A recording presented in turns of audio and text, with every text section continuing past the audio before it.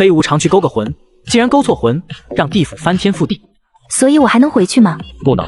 可以回去，可是你的身体已经在火葬场了，马上要推进去焚烧炉了，所以你的身体焚烧完了，你还是要回到这里，所以想回去是不可能了。可是这也太奇葩了，好不容易闲下来想好好睡个觉，没有天灾人祸，怎么会有鬼祸？就是这个黑脸大傻子，睁眼瞎勾错了他勾来的。所以现在怎么办？林洛面无表情地看着眼前的二鬼，想想都来气。自己一路打拼，好不容易有钱有闲，准备找个合适的男人结婚生子，完成人生大事，结果一觉睡嗝屁了，这他奶奶的也太倒霉的吧！这件事我们做不了主，不如请判官大人出关来再说。老黑，判官大人出关还不知道什么时候呢。先不说这段时间他如何安置了，就是判官大人出关了，估计也是不好安排他，毕竟没有蜂王的允许，就算是判官也不能随意开穿越池的门。那怎么办？总不能让他去孟婆那吧？他的阳寿未尽，现在就算送他去了投胎池，孟婆也不会让他过去。这些年天灾人祸，地府都被鬼堆满了，人间生孩子的确实越来越少了，导致排队投胎的鬼都排得满满的，孟婆都想不干了。哎，这也不行，那也不行，老白你想想办法呀。老黑表面上看不出来，心里其实慌得很，这事是他办错了。本以为就是普通勾个魂，谁知道是双胞胎姐妹，本来勾妹妹的，结果不小心勾成了姐姐，关键这姐姐还有60年的阳寿啊。你还说不是你眼瞎勾错魂，能有现在的麻烦？都跟你说了，工作的时候不要看小说，你为啥不听呢？怪我了，是谁要去约会？你个单身鬼，你就是嫉妒。你想约会，有人看得上你的黑脸吗？你说谁脸黑？除了你还有谁？再说这些有什么用？老白回头一看，林洛握拳头，一脸要打人的样子，站在他们后面。打鬼犯法的，你不能动手。真他妈太丢脸了，怎么就和他是同事呢？可，那个林姑娘啊，这件事确实是我们地府的责任，我们也不会推脱。主要是现在蜂王不在地府，判官大人也闭关修炼了，目前是不能出关的。这个你看你有什么想法？我们先讨论一下吗？倒霉蛋就是我呗，我还能怎么样？我还不能打鬼，打鬼还犯法。先给我安排住的地方，虽然我现在是鬼了，但是我还是需要休息的。当然，这个我们稍后安排。老黑木着张脸站在一旁，也不反驳。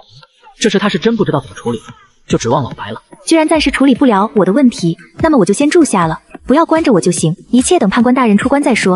哦，对了，我现在的状态还需要吃东西吗？呵呵，这个看你自己，你可以吃也可以不吃。其实你现在是魂体状态，我们地府其实和阳间差不多，吃的喝的都有，也有街道商铺，可以和人一样直接吃，有些鬼还是喜欢和人一样用吃的。还有街道和商铺，没想到地府居然也这么与时俱进啊！当然，你可以去逛逛，不过你现在没有钱，要等你家人在阳间烧给你，你去银行拿到钱才能去消费。银行？地府居然有银行？林洛来劲了。钱啊，我的好多好多钱啊！不知道便宜妹妹给我烧了多少。怎么说，我是林家掌权人，不至于最后死了，在地府没钱用吧？当然。林洛急着想去确认身家，打断了老白的话。银行在哪里？你带我去看看，还有我住的地方在哪里？我们带你去。两位大人怎么亲自来了？是有什么事情吗？看看他豆腐头现在有些啥资产。林小姐把手放在平板上去。林洛伸手放上平板，很快小姐姐看着电脑惊讶地说道：林小姐，您有现金35亿5684万0245元，还有一栋3层别墅，5辆车，还有手机和一些生活用品，太多了，除去现金存在卡里，您随时可以取用，其他物品都在您的别墅里。您的住址请问在哪里？我们这边帮您把别墅落户。所以我是有钱人吗？应该不是穷鬼吧？但是这几个鬼一脸麻木。是的，富婆。哦操，真有钱。富婆缺小黑脸吗？哪里来的神经病？也不知道地府有没有精神病院。老白，打鬼真的犯法吗？真的。柜台小姐姐翻了个大白眼，我都没有自荐整形呢，你个脸黑的简直不要老脸了。老白，什么地方漂亮？我想在风景漂亮点的地方落户。还真想到了一个地方，不过那个地方还真不好随便落户，主要是怕某个男人生气。怎么了？这个地方不好落户吗？应该也没事，就是在忘川河的尽头，那里是地府的最深处，风景优美，因为王爷的府邸在那里，所以河里的孤魂野鬼也是尽量不往那边去，当然那边住的鬼也少。王爷，阎王爷？对。哪里不能落户吗？林洛对于阎王爷倒是不怕，毕竟目前看来地府也是有秩序的，毕竟打鬼都是犯法的，怎么样他也不会魂飞魄散吧？当然能，只是一般鬼不会把房子落在哪里，毕竟王爷在那里住着。哦，那我就落户那边好了，跟阎王爷当邻居也不错。哦好，啥？你要把房子落户在那边？老黑和柜台小姐姐也傻眼了。不行吗？不是，你不怕？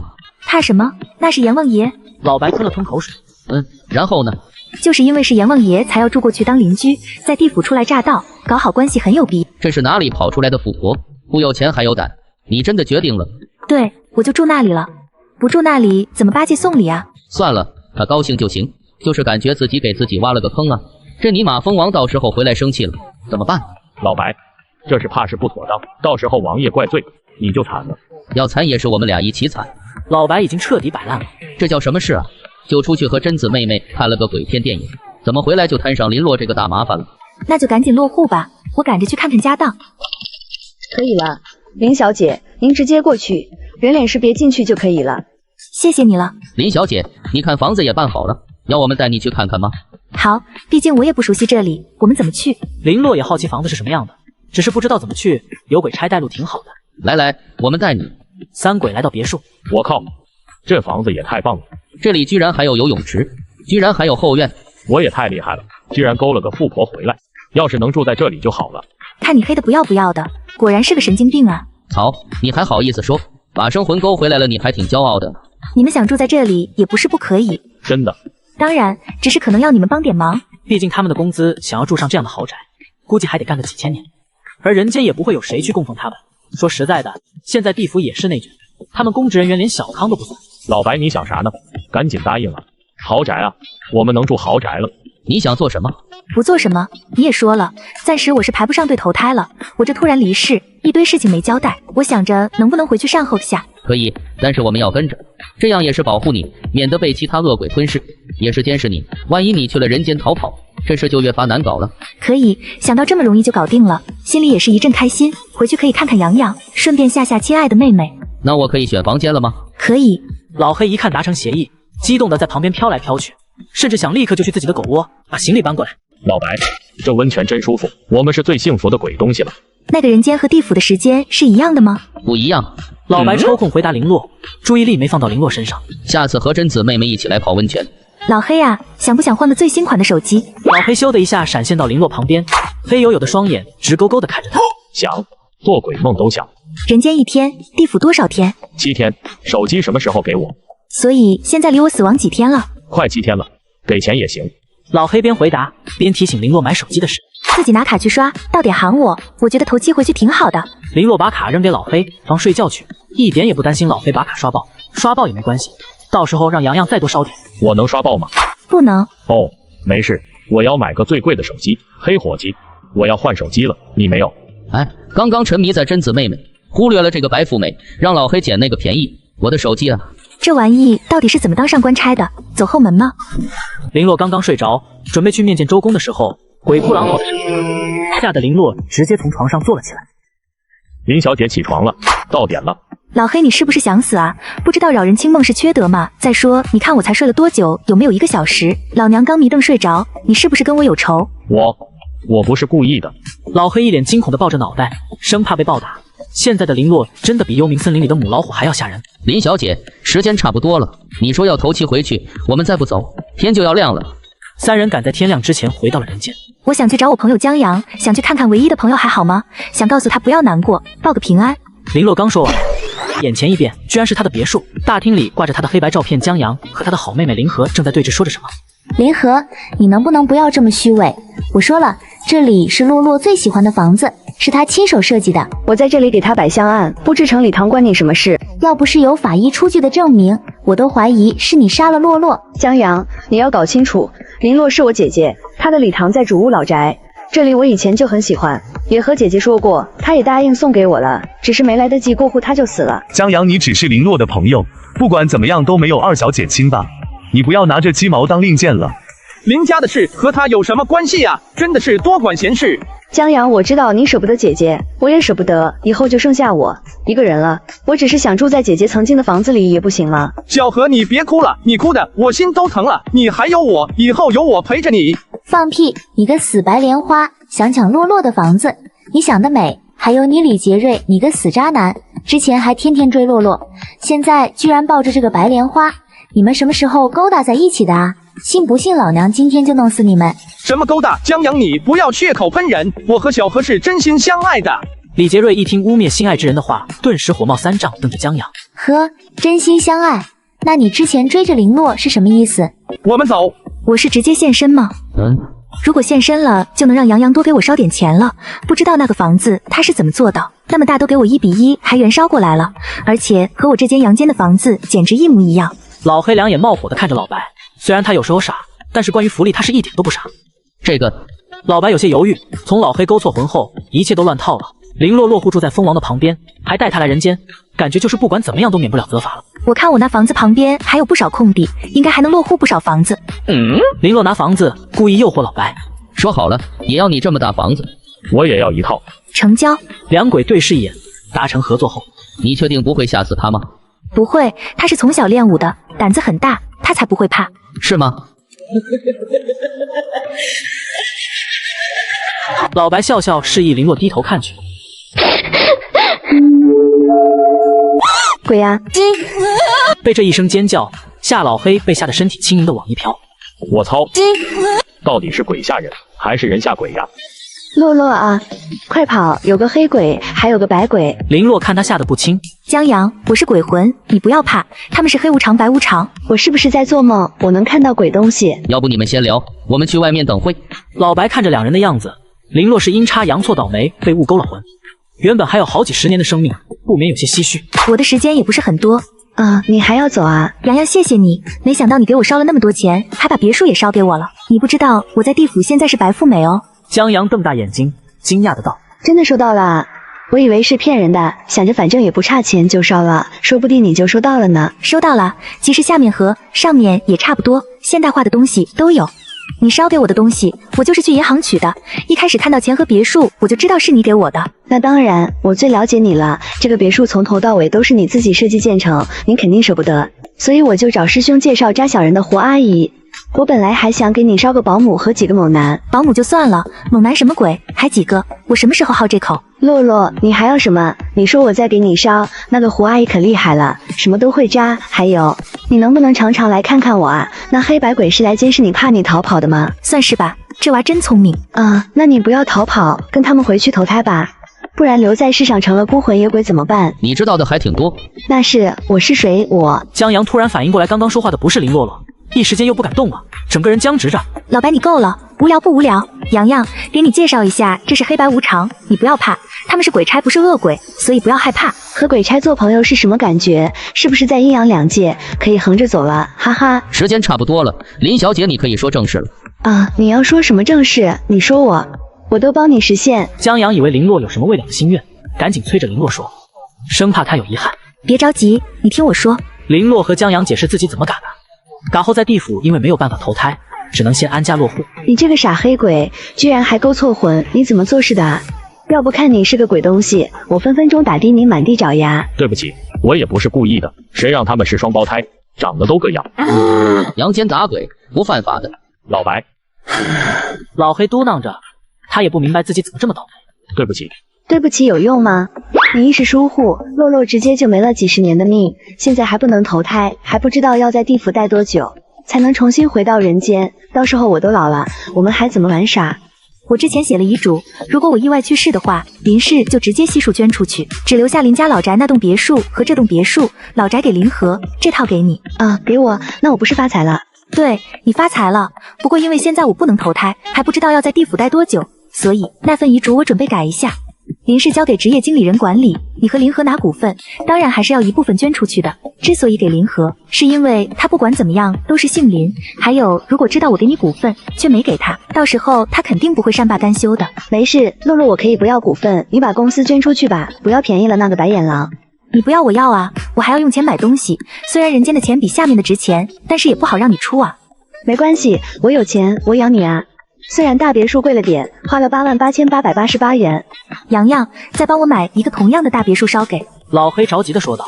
直接烧给我，等下烧给林洛，我们也不敢要啊。等下说我们受贿怎么办？行吧，烧给他，他们帮了我不少忙，算是谢谢他们。好吧，不过你们是什么关系啊？一个够吗？对于两个男人住一起，而且还是千年搭档，怎么想都是感觉激情满满。来两个吧。黑白二鬼异口同声，坚决不承认是贪心。为了一鬼一个法子，买两个吧，一步到位，反正咱们钱多，还要什么你们和洋洋说，我去拿遗嘱。林洛说完就不管他们了，起身往楼上直走去。怎么，你们不要别的吗？江阳看着俩鬼愣住，真的不知道刚刚他在怕什么，这不就是两个傻鬼吗？一副没见过世面的样子。来来来，我和你说。两鬼和江阳兴高采烈地说着，恨不得全世界的东西都让江阳买一遍。江阳的脸色越来越黑。笑什么？大晚上的你收敛点，人家邻居还以为这里闹鬼呢，又哭又笑又叫的，你是生怕别人听见是不是？那么大声音。可，我给你隆重介绍一下这位白无常先生。白无常是职称，他的名字叫鸡钱哈哈，老母鸡的鸡。确实有点好笑，但是也不至于这么夸张。这个姓氏我听过，没什么好惊讶的，只是没想到白无常居然姓这个。白无常鸡钱无语地看着他，而江阳说完又笑着介绍黑无常。好了，来，我给你说，这个遗嘱你拿去找个律师，授权书我写好了，你就按着上面来办就好。至于林和，你不用理他，他不服就去报警或者去找法院，这房子就留给你了，随便你怎么安排。将来要是想要买掉也行，反正给你了，你自己处理。我这一下子就是富婆了，哼哼，说吧，洛洛，你还想要什么？姐都烧给你，咱现在不差钱，哈哈。我没什么要的了，你看看，觉得能给我添点什么你就添，没事少嘚瑟。这些股份不到最后不能卖，够你吃一辈子。放心，我又不傻。再说我自己还有个武馆要继承呢，怎么也不会饿着。你照顾好自己就好，没事多上来看看我，不行给我托梦也行啊。行吧，时间差不多了，下次再说，等下天亮了。你自己也要照顾好自己啊，缺什么给我入个梦。老黑和老白天天去银行报到，每天都能收到江阳捎来的各种东西。老黑，你班也不上吗？我老黑现在那是真有钱了，我看不上那3瓜2枣的工资。你天天请假，地府谁去勾魂？这么多天，地府的天都是雾蒙蒙的，什么也看不见。这是什么？紫红色的光球从天而降，看着越来越大。哦操，这砸下来，我这房子还能在吗？林洛看清了光球上的火，这尼玛还是个火球啊！我都是鬼东西，不会还要死吧？再死是什么东西了？整个地府也。林洛瞪大眼睛看着眼前的男人，却因为距离太近，怎么也看不清，只能看到他的双眼。我的初吻。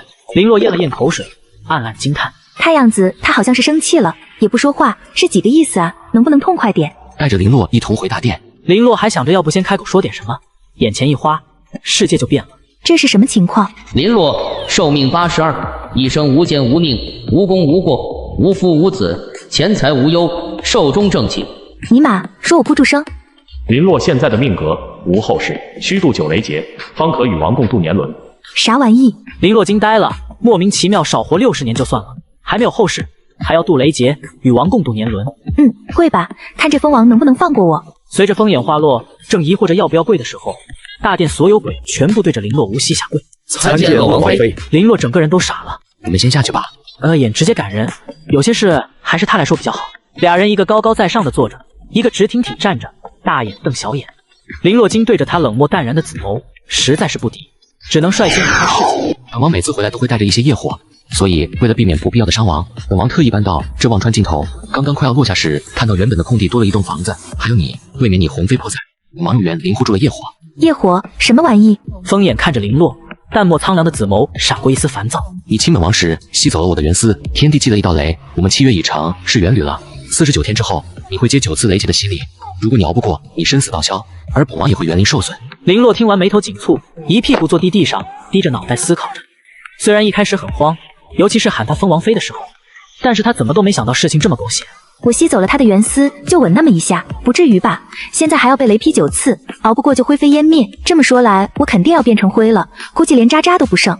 我们和离吧？风眼面无表情的回道。离不了。林洛傻眼了，这怎么就离不了了？那怎么办？风眼也不打扰他，就这么撑着精致的下巴，看着他坐在地上思考着。说实话，风眼对他还是有点好奇的。这个女人从开始到现在都表现过于淡定，甚至对我也没有任何敬畏。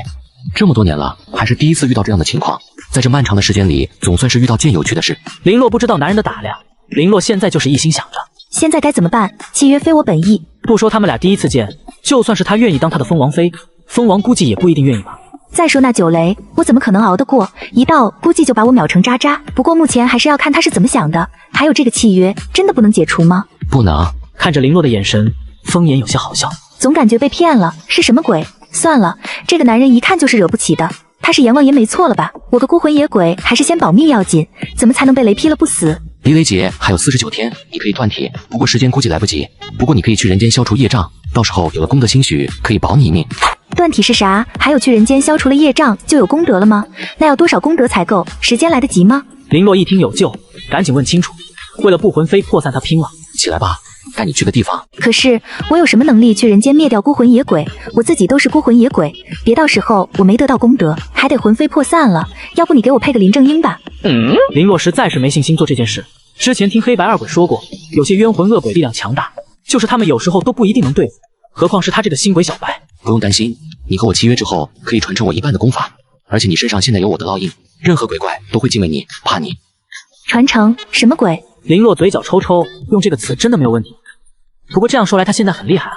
怎么我什么感觉都没有？因为还需要你的同意才可以。我是风眼，继风都王之后的第6人，我是应天地鬼3界的混沌而生，现在已经在风王的位置上3000多年了。因为3界动荡，很多生灵已经消散了，目前地府的10大阎罗只剩下南北2府2位阎罗，所以我目前暂代1府。因为地府鬼力不足，而人间现在的代理较少，所以我经常会去人间。人间代理是指那些会画符除鬼的道士吗？没错，只是现在的有能力的相师术士比之以前的能力断开了不断下降，而且现在的人认为那些是封建迷信，并不是很相信，所以现代的鬼怪不多，所以很多人的人生发生了改变。所以我们还是主要去现代是吗？林洛想着这样就能光明正大去人间找杨洋了，心里就有点开心了。不是只去现代，其他时代也是回去的。最主要的是，不是只有你去过的那一个现代，整个人界是由3000小世界组成的。所以我要去穿越了。哎，就是想好好在家躺着，怎么就这么难？难道我天生是劳碌命？风眼抬起手结印，从他的眉心飞出一个光点，飞快地没入林洛的眉心。林洛感觉眉心像火烧一样，疼痛难忍地闭上眼，各种功法印记刻入他的灵魂。我感觉我现在很厉害。风眼看着他开心，自己也感觉高兴。这恒古漫长的岁月里，见过太多的悲欢离合，实在是太无趣。如果是他的话，应该会很有意思。我们出去吧，去人间不急一时。我刚回来，先把地府的事先处理一下。恶眼带着林洛回到别墅门口，交代说他要忙几天，让他自己在家等着，就消失了。现在只能走一步看一步了。不过风眼应该不会让我出事的吧？毕竟有契约在，如果生死道消，风眼也会受伤且损失惨重。有个子高的盯着，咱不怕。下一秒，黑白二鬼的身影显现出来。这次两人规矩的对林洛抬手恭敬的道：“王妃。”差不多得了，说是。二鬼看林洛还是和以前一样随性，就放松了不少。而老黑的那八卦之心再也克制不住，往前凑了一步，弯腰打量着林洛，发现林洛现在真的魂力暴涨，身体也凝实了不少。看来判官说的不错，邓王真的传给了他功法。再看，揍你！我现在的身份打鬼应该不犯法吧？林洛恶狠狼的说道。老黑的样子实在是欠打。嘿嘿，那个什么，老黑，我就是有点好奇，你是怎么成为风王妃的？老黑贱兮兮的瞅着他，实在是太神奇了。这个女人也太厉害了，风王这么久的岁月，从来没和任何女主亲近过，就算是孟婆来了，也是公事公办，能不搭理就不搭理。怎么一回来就和林洛结气了？关你屁事！这个老黑怎么就这么八卦？现在有多烦躁？虽然认命，但是莫名其妙变成已婚妇女，老公不熟，后面指不定被雷劈的魂飞魄散，我也很冤好不好？还说呢，你们怎么没说风王每次回来动静那么大，我差点变成灰烬不知道，真是被你们气死了。要不是恶眼，我就被那些业火烧的渣渣都不剩了。这两个死鬼这么重要的事情都不说，还好意思来打听八卦啊？我们没说吗？两鬼对视一眼，莫名有些心虚，好像确实忘了这茬。主要是其实他们也不知道会有这么大动荡。你们在这里干什么？三鬼没想到刚走没多久的蜂王又来了，都吓了一跳，互相看了看。怎么了？哎呀，啥事没有，就是我们之前关系挺好的，这不是我突然变成你的老婆，他们好奇来找我唠唠嗑吗？有什么好问的？你们有什么想知道，可以问本王。黑白二鬼感觉命不休矣，默默地把头低下的二鬼闭紧嘴巴，也不打算再说话了，感觉还是闭嘴比较好。你们先回吧，有空再聊。行了，你们先退下吧。黑白二鬼消失得快如闪电，这么利索，似乎多了很多人情味，这是怎么回事？你的感觉没有错，我之前离开是去净化我身上残留的业火。业火？我记得给你的传承里面是有说这个的。你想想。风言有些惊讶，不用修炼，一下子得到那么多的功法传承，一般人不说激动万分，再怎么样不会像他一样不在乎到看都不看吧。王爷，现在事情已经这样了，您不如和王妃好好培养感情，没准你们真的能结出缘单来，那样王妃也不用惧怕雷劫了。知道了，回去告诉他，成与不成，让他不要插手。既然信任了，就手伸手，该还的本王早就还完了。判官瞳孔一缩，胆战心惊的低下头，不敢出声。真的命苦，为啥让我来说呢？他真的不想管啊？没什么事情就退下吧，其他事情你安排就好。不过目前看来，小蜂王居然不反感王妃，还答应培养感情结缘丹，有希望啊，太有希望了。死了好啊，哈哈，不死怎么会遇上阎王爷？不遇上阎王爷怎么会得到这些功法？哎呀呀，这真的是多少钱都不换啊！很开心吗？哎呀，卧槽，你想干嘛？你真不怕我？咱们明鬼不说暗话，你说要我干嘛？直接说，如果可以，我直接配合你，就不要搞这一出了。我鸡皮疙瘩掉一地好吗？这逃跑的女人风眼笑了，还真是挺有意思的，没准还真让判官那说对了，原单能成功。笑什么笑呀？说不说这个死鬼是真有毛病，笑毛线啊，笑得这么撩，有事直接说不行吗？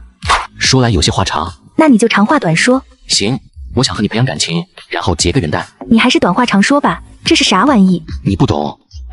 我应该懂吗？俩人对眼挑眉，都有些惊讶。好吧，答案在脑子里的玉块里。我还没来得及看。那些玉块你最好是快点吸收，我们应该很快就要去忙了。知道了，我会尽快把脑子里的吸收掉。林洛觉得有些丢脸，不是他不想快点吸收，实在是五花八门的太多了，而且都好厉害好好玩的样子，所以他也没有着急，反正在自己的脑子里了。玉块在你的灵魂里，你要吸收掉，融为一体。快点，你的短话长说，能不能不要这么尴尬？我就是没看完怎么了？这是要从上一任蜂王说起，也算是我名义上的父亲吧。地府不会牵姻缘，但是会净化每个灵魂的情感，每个灵魂投胎前都把七情六欲净化干净，世人就会少很多贪嗔痴慢疑，世人死后恶鬼冤魂就会少很多。想到现在暗无天日的地府，因为没有元丹，灵魂在投胎时并没有净化干净，导致世间命运的混乱，最后生出许多的魑魅魍魉。因为恶念太多，所以灵魂回归地府后污染了地府。怎么和人间的人情世故一样？接下来我们该去给你攒功德了。鬼妹妹，你就从了我们吧。别过来，再过来，我可叫鬼了。那你叫啊！你们是嫌鬼命太长了吧？老黑，你别多管闲事，老娘好不容易勾引来两个鬼东西，让你坏了好事。老黑，你快走吧。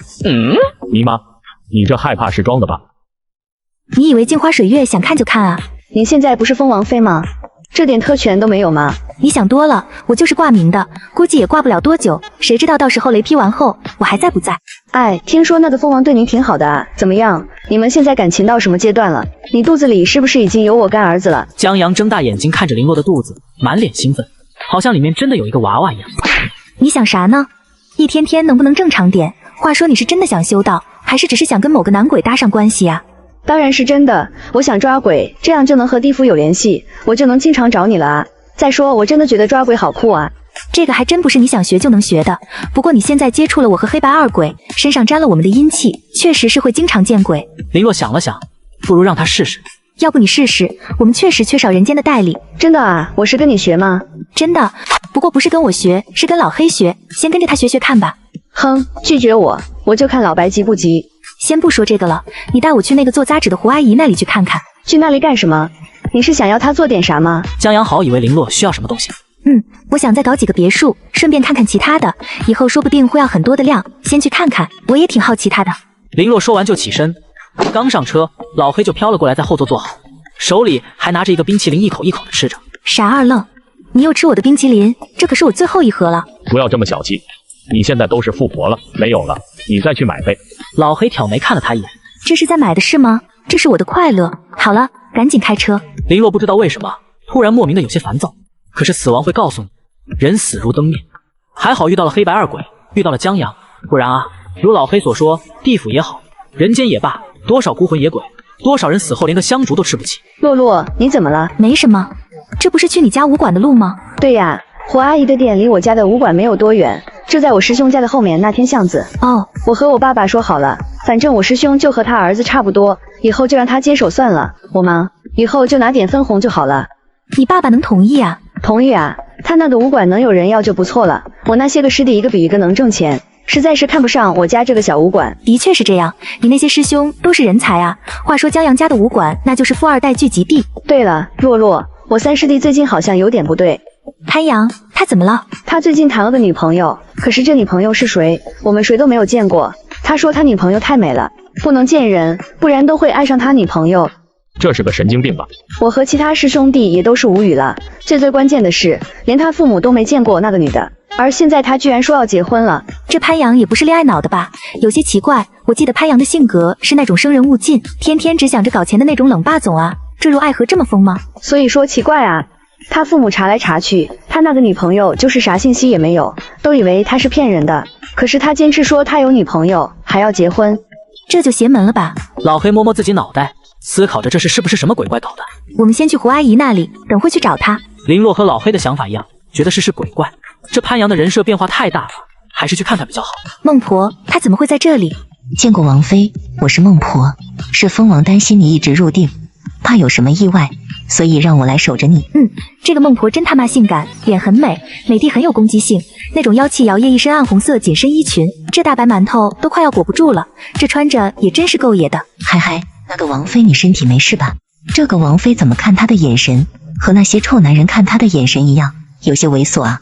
不会吧，我还想帮小王爷呢。我没事了，他现在在哪里？这个属下不是很清楚。这样啊，那我练了多长时间了？王妃已经入定3天3夜了。那我没事，你可以走了，或者你可以留下来，反正我现在也没什么事情。那个王妃，我这个桥头还有些事要忙，要不我就先走了。那好吧，你先去忙吧，有空来找我玩。好的，王妃我就先走了。哪来的鬼东西？大黄，是我，孟婆啊，要喝孟婆汤吗？骗狗呢，狗大爷又不需要投胎。见过王妃。哟，你们2位还是这么闲呀？王妃说笑了，我们今天休假。你们之前请假那么多，还有假休啊？王妃说笑了，我说王妃，你怎么感觉好像变样了？老黑看着林洛有些发懵，明明才没多久，怎么感觉林洛长得越来越妖孽了？不光是长相，连气质都变了。是吗？我没觉得，不就是融入了功法，变化很大吗？林洛摸了摸自己的脸。话说你们找我干嘛？你们这段时间有没有去看看洋洋？他现在怎么样了？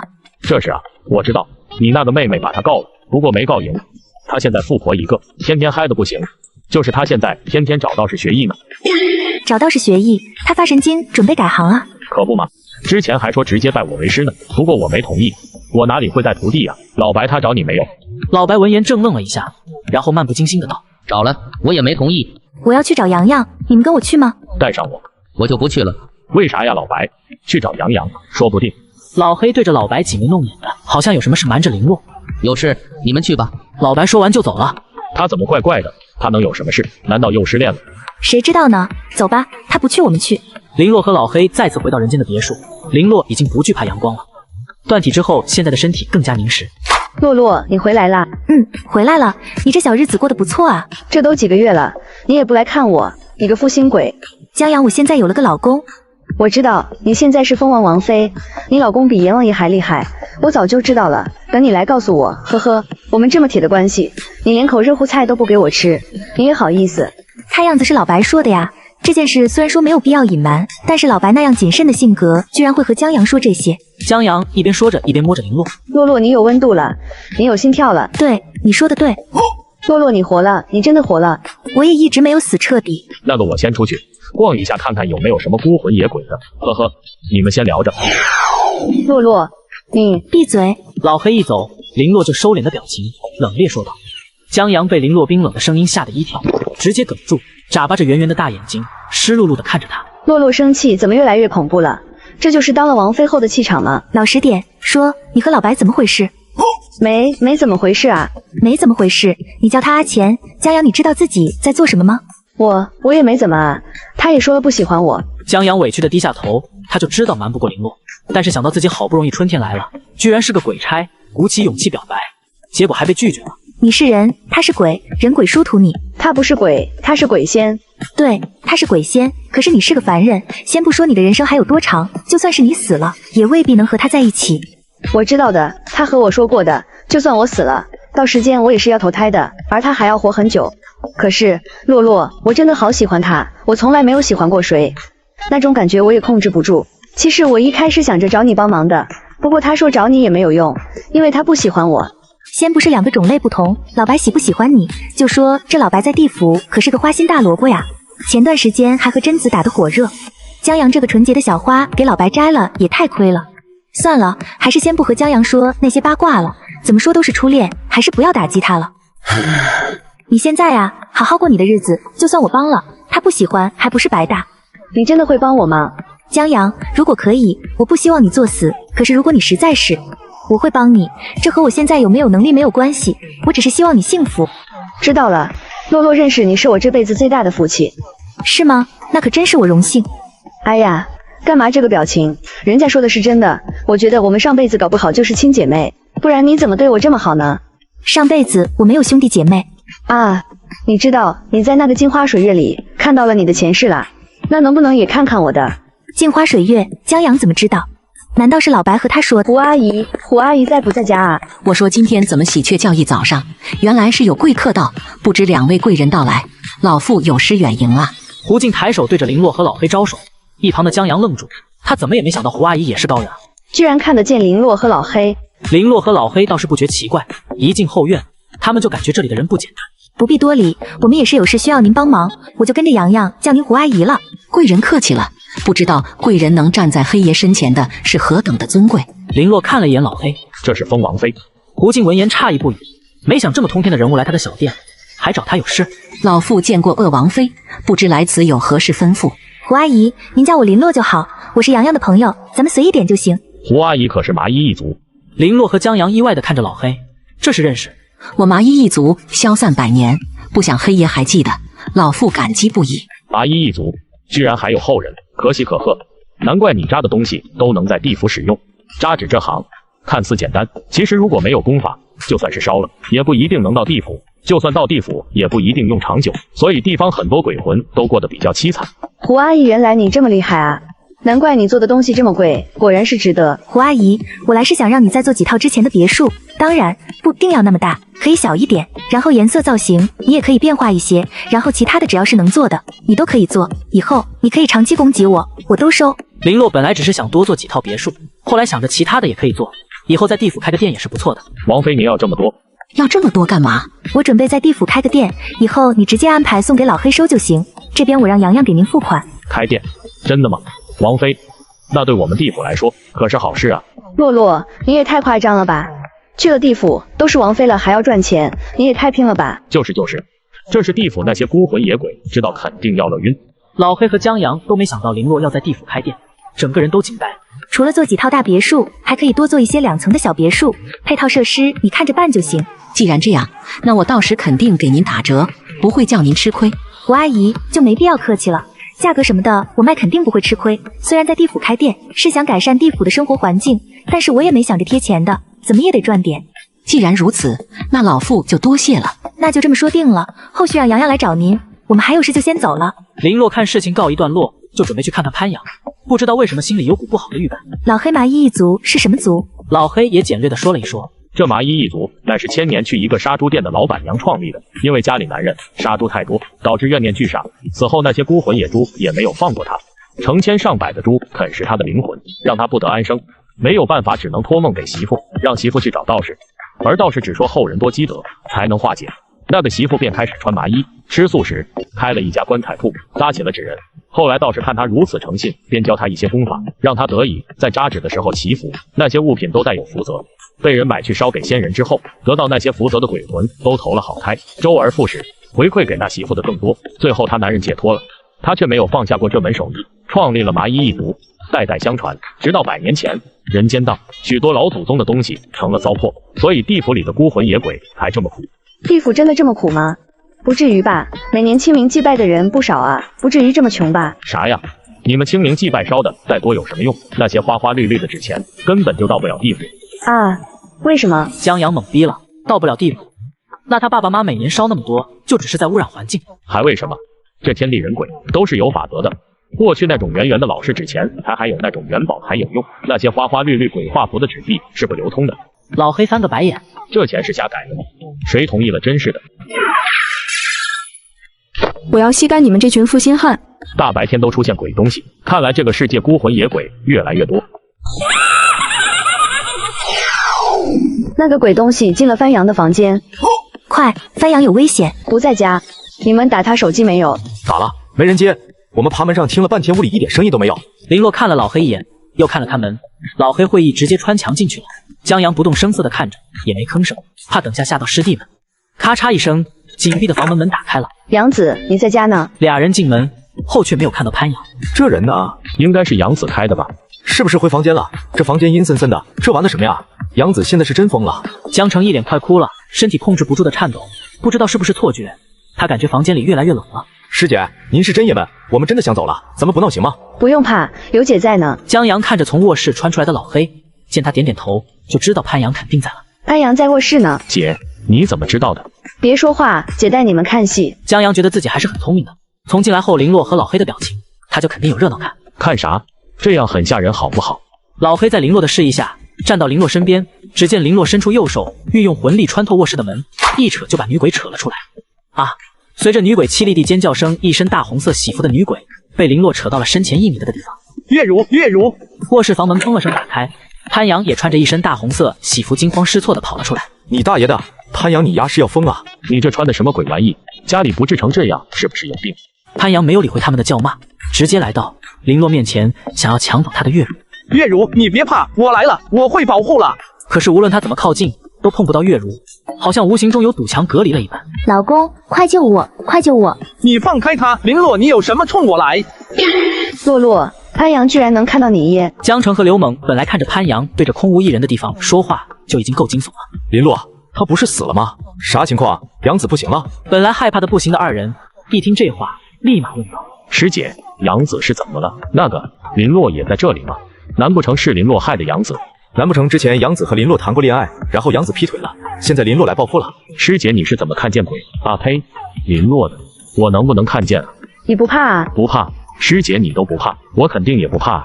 那阿成你呢？我啊哈哈，这个师姐我就不用了，我对这些不是那么好奇，你不用管我，忙你们的。行，洛洛给他们都开个眼。啥？师姐，我不要。反对无效。林洛好笑地看着他，挥挥手，2条魂力划过江城和刘猛的双眼，俩人就感觉双眼突然一阵清凉，下一秒就看见一旁坐着的林洛，还有老黑和地上的女鬼。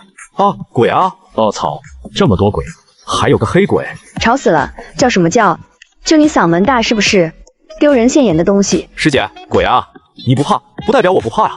江城委屈地摸摸脑袋，刘猛这回倒是没那么怕了，兴致勃勃地看着林洛。按他的分析，林洛现在应该不是简单的身份，就他旁边站着的黑脸鬼，怎么看都是传说中的黑无常了。师姐，林洛现在是什么人？感觉气场强大啊。那当然了，洛洛现在是风王妃，整个地府都是她老公的，她能气场不强大吗？王妃不是那个丰都王。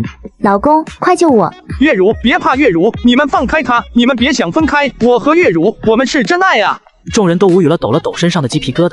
这潘阳实在是太恶心人了。老黑拿《西游记》里的紫金葫芦，直接把鬼东西收到葫芦里。潘阳，你清醒了没？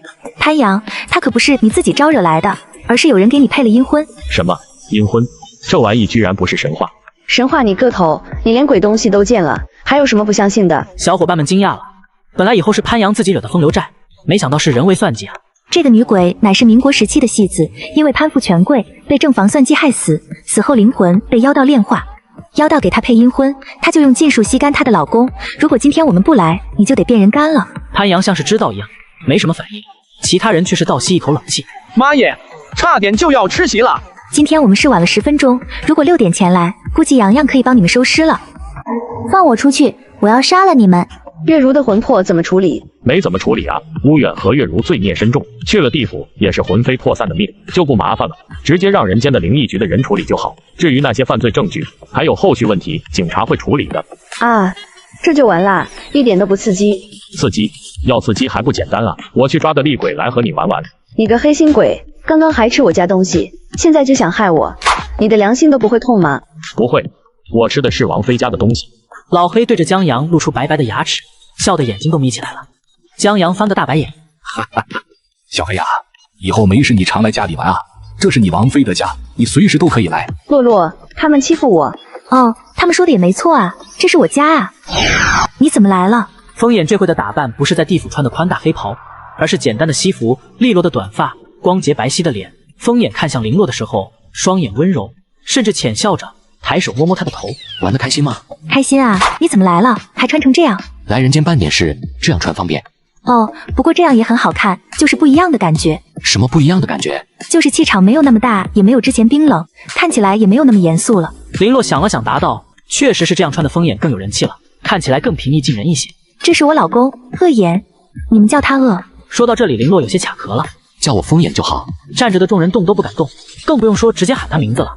这可是林洛的老公，恶王啊，掌管地府的王啊。姐夫啊，姐夫，原来你这么好看啊！难怪洛洛这么快就沦陷了，你们实在是太般配了，你太适合当我姐夫。江山一手捂住江阳的嘴巴，尴尬的和风眼说道，生怕这位恶王生气。那个风先生不要见怪呀，我这闺女小时候撞门上了，脑子有点问题。没关系，老人家不用客气。风眼，这是我干爹江山，这是他女儿，也是我妹妹江阳。林洛先介绍了他们俩，然后才给风眼介绍了其他人。这2位是我师弟武峰、潘阳，这次我就是遇到了潘阳的事情，所以留着处理一下。风眼也很上道，礼貌的点点头。你们好，我是邓眼。您好，您好，初次见面，您好。哎呀，你们放松点吗？至于吗？现在他就是我老公，咱们都是自己人，没有那些规矩。你们这样搞得我好尴尬啊！大家放轻松就好了。恶眼说完笑了一下，大家这才放松下来。既然是洛洛的老公，那我们也就不客气了呀。看着潘阳叹了一口气，林洛有些莫名其妙。怎么了？什么事情不能直接说吗？没事，洛师姐，那个……潘阳说了两句，但是看着这多双眼盯着他，真的有点难为情。那个就是那个女鬼和我那个恩。杨子，你到底要说什么啊？什么呀？你一个大男人有什么不能直接说？婆婆妈妈的。潘阳尴尬的摸摸脑袋，林洛倒是明白了，这个潘阳以前刚来的时候不喜欢和别人皮肤接触。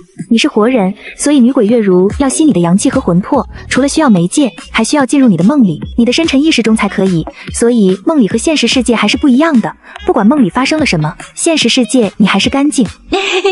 那个，谢谢师姐，我先回房休息了。干爹，杨洋，我和风眼就不在这里休息了，毕竟我们其实是不需要睡觉的，我们就先走了。风眼他也有点忙。师姐，你们要走了呀？各位失陪了。我们是回地府吗？先不回，带你去的地方。哦，好，干爹，我给您变个戏法啊，等会不要害怕啊，拜拜。林洛说完，就和风眼还有老黑一同消失不见。师傅，我是非常羡慕啊，这要是去办个案啥的，简直不要太方便。江阳看着两人在那对着空地一顿感慨，怎么有那么多孤魂野鬼？他们都来灵异局申冤报案。原来鬼也有冤情。其实鬼和人是一样的，有贫穷和酸甜苦辣。我们进去吧。来到了屋里的一个大办公室，里面有5个男已经在座位上等着了。会长，风先生。穿着红色裙子的美女就跑了进来。哥哥，你在这里呢？美女说着就走上来，准备去牵风眼的手。风眼对着老黑说道：“让他离我远点。”老黑立马瞬移到美女面前，还没等老黑做出手，这位美女惊声尖叫：“鬼呀！风哥哥他好吓人！风哥哥快保护我啊！”兰兰，你不要胡闹，这是黑大人，不可胡说。这位大人，不好意思，冒犯了，小女未见过世面，还望不要见怪才是。风眼看着庞浩，他们是谁？庞浩还没来得及开口，陈大伟就抢答道：“你好，风先生，我是刚上任的灵异局局长，这是我女儿陈兰兰。”邓哥哥，是我呀，我是兰兰。昨天你来的时候，我们见过的，我一直想着你。再叫我哥哥，我就让你这辈子都开不到口。邓先生，不要生气，小女不是故意的，她只是太仰慕您。把她换掉，清除他们父女的记忆，小黑留下协助。风眼对着庞浩吩咐道，就带着林洛消失不见了。什么意思？老黑直接用手在他脸上一抚，陈大伟双眼一闭，这回他终于明白风哥哥的意思了，他要删除掉他的记忆。你不要过来。剩下的你搞定了。搞点个屁！你快一点，你送他们回去。我不送，我只是协助。你大爷的，小黑啊，你现在厉害了啊，连我的话都不听了。庞队长，你现在是人，还在戴罪，立功可记的。行吧，我安排人送他们奇葩妇女回去，你陪我去找领导，不然我说的领导不信怎么办？老黑一想也是，那他就勉为其难的跟他走一趟吧。风眼带着林洛回了地府别墅，林洛看着依然是一副现代打扮的风眼，眨眨眼。怎么还不换装？你不是说好看吗？是好看啊，不过你穿古装更加惊艳。刚才我们去的地方是国家的灵异部门，人间无论是术士还是鬼怪都有，所以灵异部门的存在是必须的，不管是约束术士还是清理鬼怪。林洛点点头表示了解。我有时候会过去看看，之前的管理者是萧炎，我把他招回来了，现在的队长是庞浩，他也是之前的阎罗王之一，我准备去担任灵异局的会长，局长随便叫个人间的官员管理就行。不过为什么你突然去人间当会长，还是去我生前的世界？确实是因为你，不过也不全是你。什么意思？出了什么事吗？镜花水月关闭了。什么？我从鬼域出来后，镜花水月的通道就关闭了，小世界去不了，唯有你原来的世界是通的，以我们只能去那里常住了。那我呢？别担心，有我在，而且你那个世界鬼怪可不少，只是现在不管是恶鬼还是怨灵，我们都不能放过，这就是苍蝇腿再小也是肉嘛。好像是这样。我处理点事情，先休息吧。此时庞浩带着4位队员静静的等着，不一会，主位上风眼现身。庞浩看着他一脸无语，这是把小娇妻哄好了。继续，月山现在已经被警方的人封锁了，警察也安排了警犬去搜了山，整个山头都翻了个遍，也没有找到那群学生，生不见人，死不见尸。庞浩见风眼也不说话，本来吧，警方也没想着找我们，主要是山下车站、高速路都进行了排查，什么发现都没有。这不有人就想到了灵异事件，还有就是潘阳的案子，你不是说不用过度保密，所以就找到我们。这是不确定是不是灵异事件，不过这案子可以接，先去看看吧。行，我们什么时候出发？你们即刻出发，我们山脚下汇合。局长找好了吗？好了，我们已经清除他们妇女的记忆，现在安排来的局长以前是国安局的，因为受伤不能在一线，所以调我们这了。行啊，先这样，你安排吧。风眼说完直接消失在椅子上。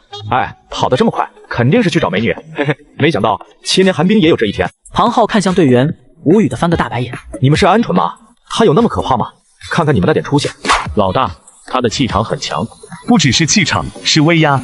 别人只知道风眼是地府的判官，庞浩可是知道他的地府的王。于淼这个鬼修不怕风眼才奇怪了。比萧局长还厉害，真的，以后有机会说不定还能再见面。要不然我去地府去看看他吧。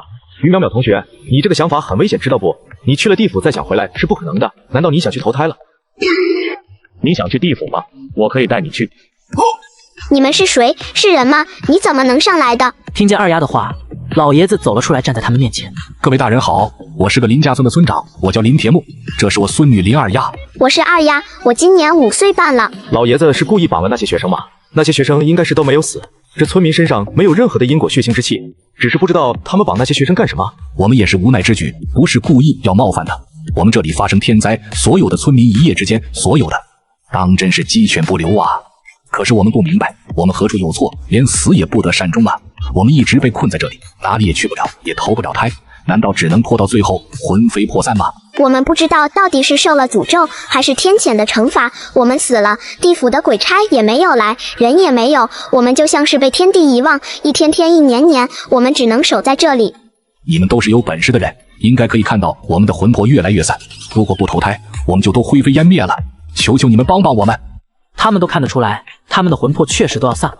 如果不尽快投胎，真的很快就要消失在天地间。庞浩的能力可以打开鬼门，只是这么多的鬼，整个村子……老大真的可以做到吗？我们不想伤害任何人，只希望引大人们前来，求求你们帮帮我们吧！庞浩看着眼前的村民，实在是他现在的能力被压制，引渡这么多的鬼，他也没有办法呀，只能看风眼了。风眼对着林洛点点头，林洛一脸疑惑，什么意思？你来开鬼门啊？我开？林洛惊讶了，嫂子，你开吧，这里除了老大就是你有能耐了，这可是你家大门啊！林洛抬抬手朝一边的空地用魂力挥了过来，很快出现像时空门的东西渐渐显现出来。鬼门原来长这样吗？很快鬼门被打开了，黑白无常出来了，看到林洛他们点了个头，并没有说话。林洛知道他们应该是收到通知，不能说出他们的身份。先带他们下去吧。是，你们依次进入。老爷子和村民们没想到事情这么顺利，这些大人居然真的能送他们投胎，一个个都忍不住喜极而泣，对着林洛：谢谢大人，我们终于要离开这里了。去吧，不过你们一开始去，不能马上就去投胎，要排队，听从鬼差的话就好了。村民们也不敢抢夺，都老实的排着队走进那阴森的鬼门。谢谢姐姐，二丫会想你的。很快村民全部都进去了，老白老黑对着他点点头也走进去。大门在他们的身后缓缓关上，渐渐消失在迷雾里，不见踪影。远处传来庞浩的声音：找到了，都在这里，应该是饿晕了，没事，打电话叫支援。林洛一听没啥事了，拉着瞪眼的手就走。邓先生您好，我是灵异局的局长吴安博。吴安博虽然不想承认，但是领导都说了，这回风会长是地府的判官，协助他们办理人间的灵异事件。吴安博心想这不科学，风眼点点头，也没说话。你好，我是他妻子林洛，以后还请吴局长多多关照啊。你好，夫人，判官的老婆是个人吗？不然怎么有体温？吴安博有些疑惑，看了一旁的庞浩一眼，想着等私底下再问。玄学的东西他不懂，看来以后要补补课了。不用客气，吴局喊我林洛就好。吴安博看了面无表情的风一眼，笑着点点头。那行，以后都是同事，以后办案还得多靠你们了。应该的，应该的，我去收鬼去了。收鬼？收了多少鬼啊？说来听听。收了一个村的鬼。什么东西？一个村？江阳惊呆了，林洛放下手，叹了口气。月山山顶的一个村庄，不知道是地震还是什么原因，塌陷了，整个村庄都被掩埋了。他们不知道什么原因被困在哪里很多年，投不了胎，也走不远，只能在那里等着魂飞魄散。我靠，这人死了！你们地府不是有鬼差来勾魂吗？不知道，没有鬼差来。黑白无常玩忽职守啦。哎呀，不说这个了，你帮我看看胡阿姨哪里扎了多少房子，尽快烧给我。他们整个村都死了，估计也没后人祭拜，等下在地府投胎还得排队，没地方去，也是到处瞎飘。我准备先弄个房子给他们住着。不是吧，大姐，你也不看看现在几点了，半夜3更的你不亏心啊？这也太急了，鬼不睡觉，人要睡觉啊。要不然先让他们飘一会，反正你不是说地府很多鬼飘着吗？可是想到那些村民好不容易离开月山，去了地府，还得等着排队，没房子住，就这么飘着，心里有点不得劲。老娘真的是欠你的了，还真是欠你的，毕竟继承你那么多遗产，哎，果然男人手软啊。江阳带着江阳和邓魔赶往胡阿姨家。胡阿姨，不好意思，这么晚打扰你了。进来吧，我都准备好了。江阳和林洛对视一眼，俩人都有些惊讶，这咋止这么快的吗？既然如此，洋洋你去烧，我回地府接收，我们兵分两路。江阳无语地看着他。算了，看在村民的面子上，不跟你一般见识，滚滚滚！嘿嘿，洋洋最好了。林洛说完，直接和风眼消失了。林洛回到地府别墅，刚准备让风眼传音找老白，还没说出口，风眼拉着他闪身来到别墅外面。姐姐，嘿，小家伙，我们又见面了。见过蜂王，鄂王妃。老白，你去跑一趟银行，我让洋洋烧些房子，你去拿吧。老白听到林洛道话，消失在原地。村长等会先安排你们住下，投胎这事你们应该也清楚，是要排队的。谢谢王妃了，之前黑白两位大人已经和我们说过了，只是没想到王妃会这么好，还给他们安排住处。来的时候可是看到很多无家可归的鬼到处飘着。不用客气，应该的。再说我很喜欢小家伙。我也喜欢姐姐。二丫开心地搂着林洛，亲他一口。老白回来后眼神有些复杂，不过林洛心里有数。洋洋又搞什么幺蛾子了？房子就放在河对面吧，要是有个桥就好了。老白老黑先送他们过去吧，桥的事我会安排。这家伙有些鬼情味了。姐姐，你好厉害呀，一下子就变出来好多房子啊，救了我们还给我们房子住，姐姐最好了。看着二丫高兴的样子，林洛把她放下来，去看看你以后的家。好哦，我们又有房子了。林洛看着小孩们还有村民们脸上的笑容，心里满满的满足感。风眼看着林洛的笑容，还有那些看着房子一脸激动的村民，第一次有些怀疑，我是不是没有做好？地府那么多游荡的鬼，是不是真的要好好安顿好？好了，不要想了，你是做大事的，这些小事我来就行。林洛看到风眼看着村民若有所思，就知道他在想什么。之前他都忙着各个世界跑，哪有时间好好管理地府？只是有些无处可去的鬼游荡罢了。本来鬼也是不用睡觉吃东西的，只是他觉得既然不能马上投胎，那就先好好生活呗，所以才有了给地府建房子的想法。只是没想到这么快。没办法，村民吃了那么多年的苦，好不容易来了地府，还要等，不如先给他们一个安身之所。他真的很懂事，也很善良。这个鄂王妃的位置非他莫属。你看着办吧，有事吩咐黑白去做就行。这话什么意思？你难道都不帮我吗？当然，我会帮你。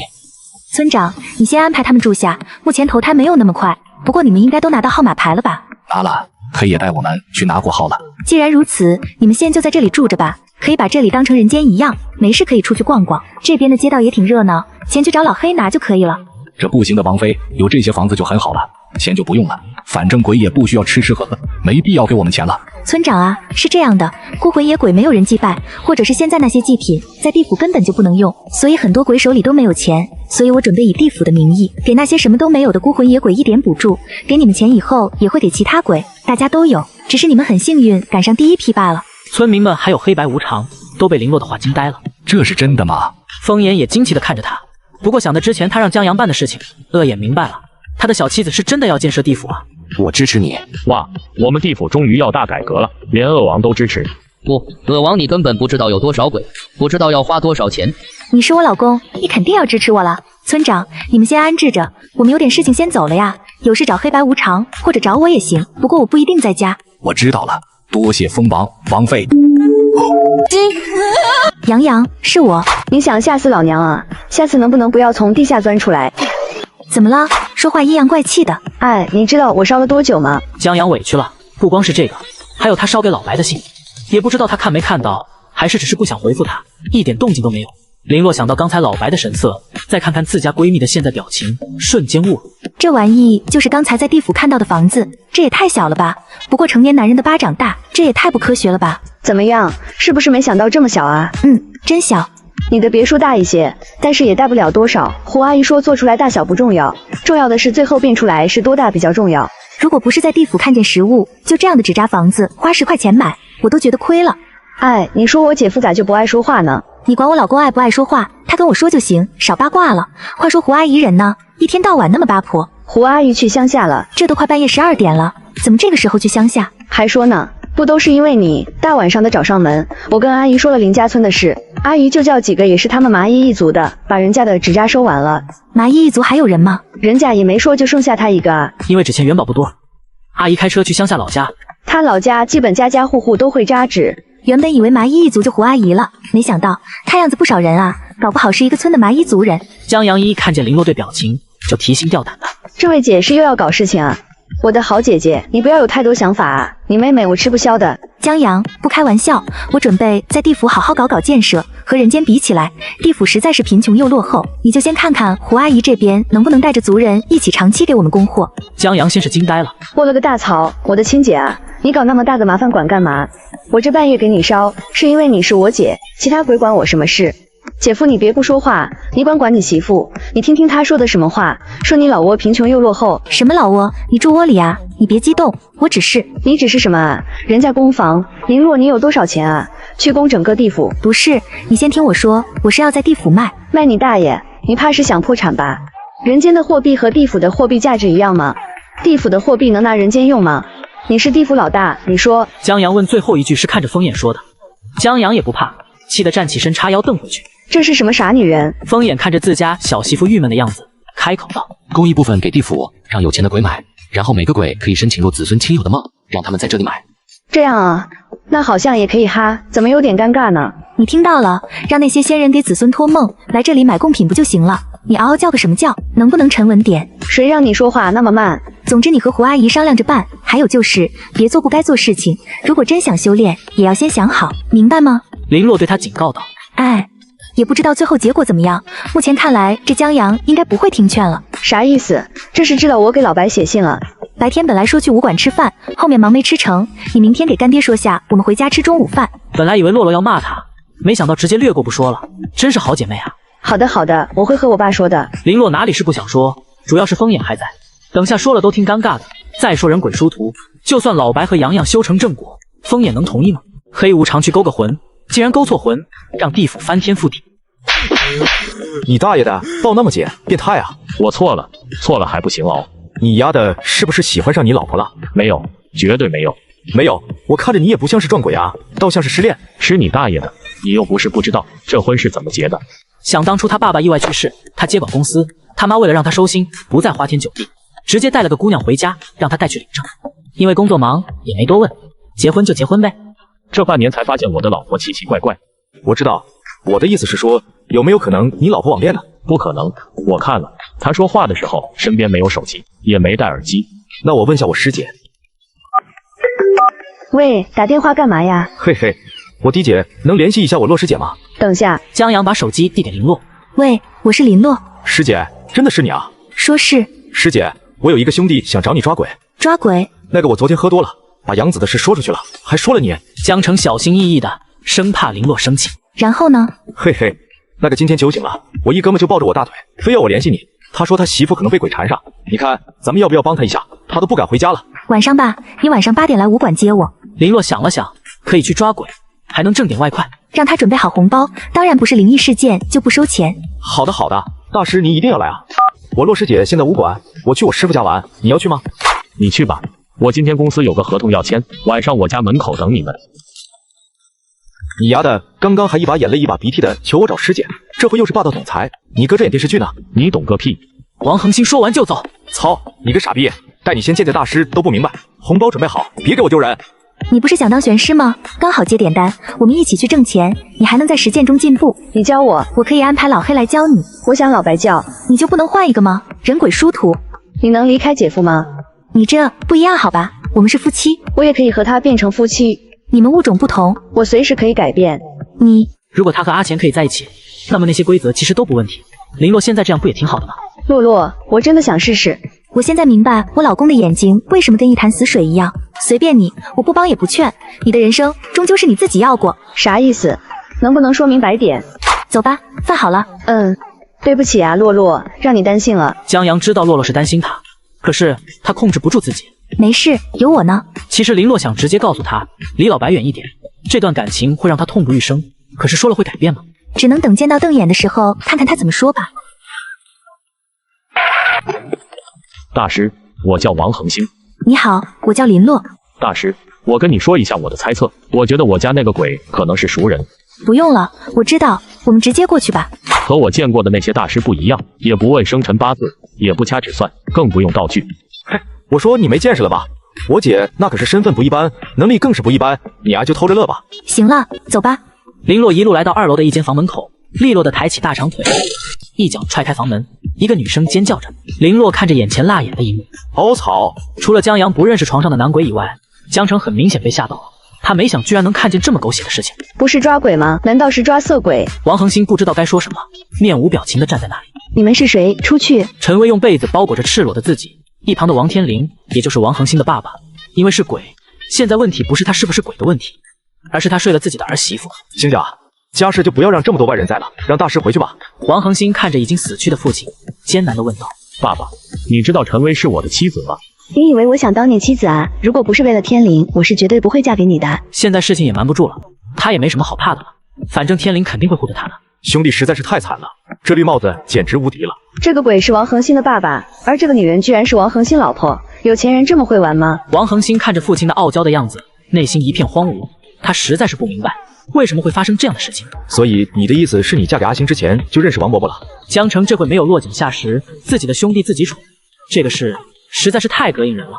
还是他问吧。我和天灵在一起3年了，要不是他突然出车祸离世，我早就是王太太了。怎么还会有那个死老太婆的事？众人看向王天灵，他的表情有些尴尬，却没有开口反驳。这也说明陈薇说的是真的。王恒星恶心的不行，这样的父亲，这样的妻子，就算他对陈薇没有感情，却也泛起了恶心。既然如此，3年前为什么不和我妈离婚？因为他不敢。吴冰燕从门外走进来，冷漠地看着床上的陈薇，看了一圈，并没有看见王天灵，最后看向自己的儿子。我怎么才能看见他？吴冰燕见儿子不答，便看向江澄几人，最后落在林洛身上。麻烦你，我想开眼。林洛点点头，对着他弹了一道灵力。夫妻再见，没想到是这种场面。王天林也不觉得愧疚，反正他死都死了。再说本来就是吴冰燕对不起他。吴冰燕，别人不知道，你应该清楚，我不欠你的。不欠。呵，如果不是因为吴家，你能过上这锦衣玉食的生活？你能出前呼后拥？你放屁，那是我自己挣的。商界谁不知道我是白手起家？白手起家，如果不是吴家给你资金，你拿什么起家？你不过是个还在找工作的普通大学生。那是我应得的，那是我娶你的代价。你有钱又怎么样？还不是个被人玩烂的货。爸，你怎么这样说我妈？你别叫我爸，我不是你爸。谁知道你爸是那个地痞流氓啊？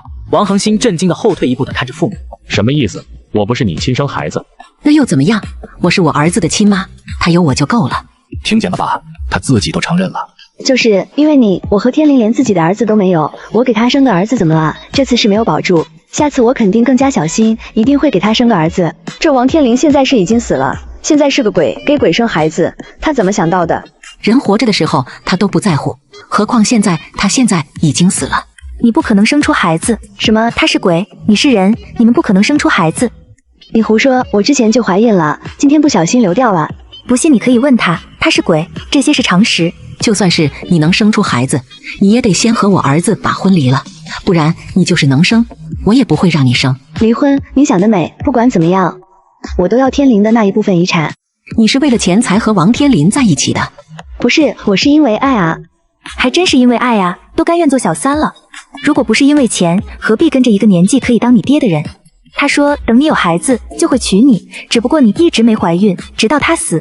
你闭嘴，你个妖女！无论你怎么说，我和天灵都是应该在一起的。这个老女人才应该净身出户。净身出户的应该是王天林，他出轨，背叛婚姻。你以为他为什么不跟我离婚？因为他签了协议，如果他出轨或者死亡，所有的一切都是我儿子的。什么？陈薇不敢相信地看着吴天林，反正他已经死了，没有什么好隐瞒的。他说的没错，当年确实签过这份协议。你骗我！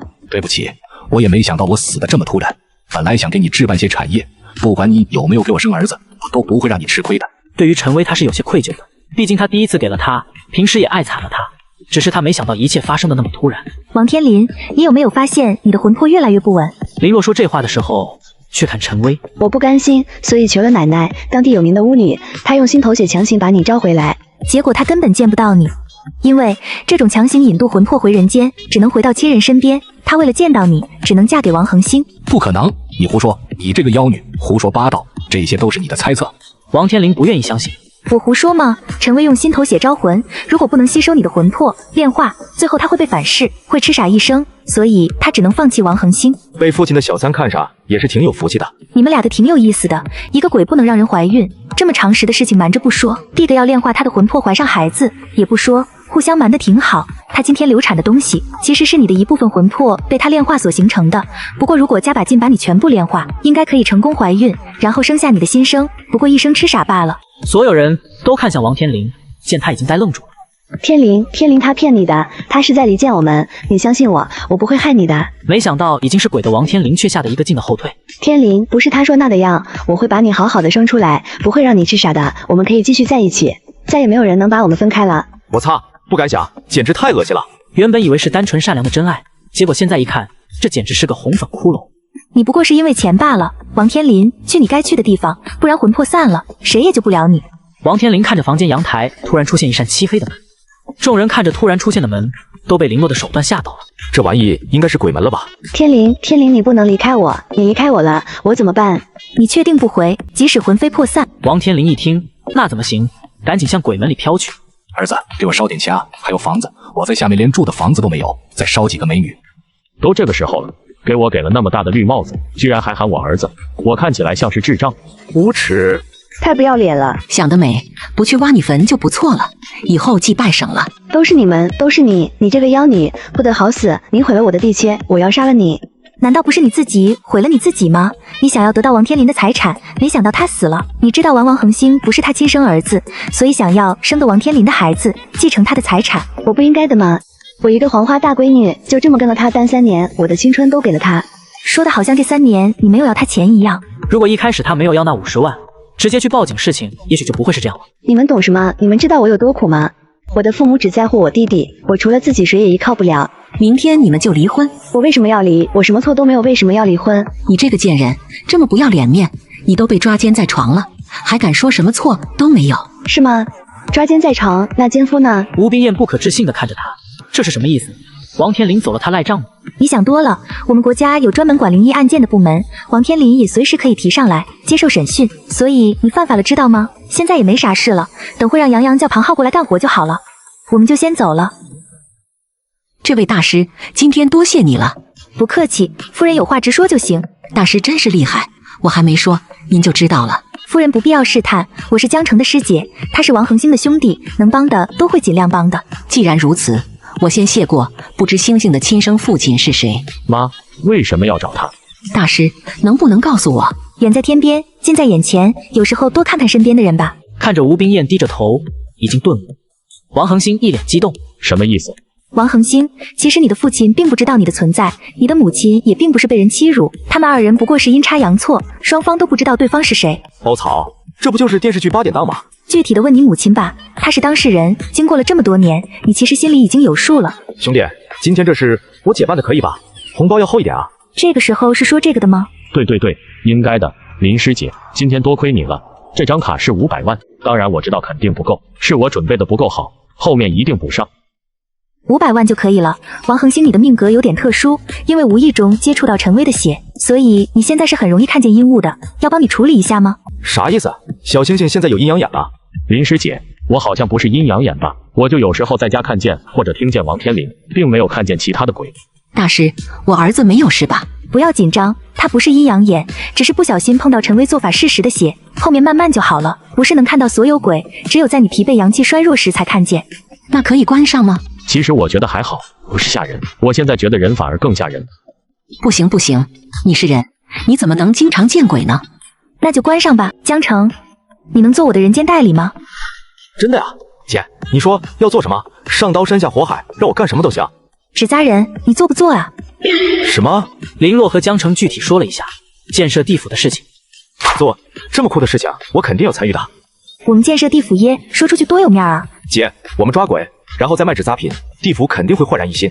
你说的对，我们也是这么想的。这说的是废话，好不好？哎，你怎么说话的？现在我们是同事，好吧？能不能专业点？你们自己商量吧，我只要结果。杨洋，我公司的一个经理最近撞鬼了，在找大师。你发地址给我，我们现在就过去。大师，你可来了，这是我公司的经理徐茂。看着墙上的照片，徐茂和一个小家碧玉的女子，应该是他妻子吧？